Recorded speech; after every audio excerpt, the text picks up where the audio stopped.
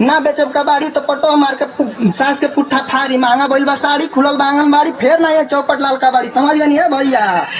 अरे वो कर की समत बिगड़ी गई अलई का रहलई हवर रानी करी अलई का रहलई हवर रानी करी कहनी की बाबू पढ़िला तू एमए बीए ऐसन मिलल संगतिया लागल दारू पिए।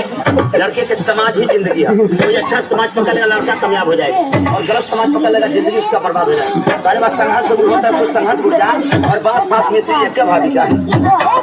अरे कहनी की बाबू पढ़िला तू एमए बीए ऐसन मिलल संगतिया लागल दारू पिए। अरे छोड़ के पढ़ाई लिखाई और नाचे में निकल गईल लइका रहल आवर रानी करी गई। अब आएगा मजा।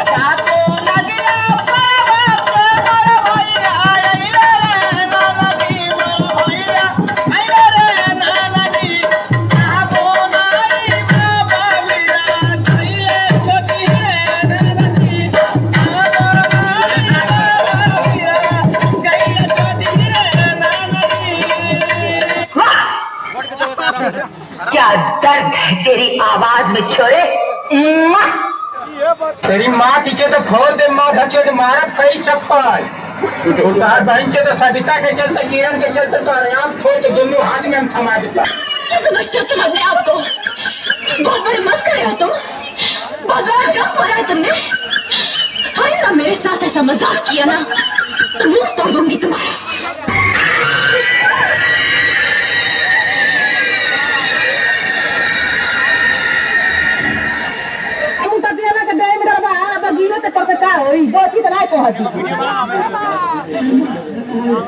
डर बा पुतुलखिया चढ़ल बाटे जाके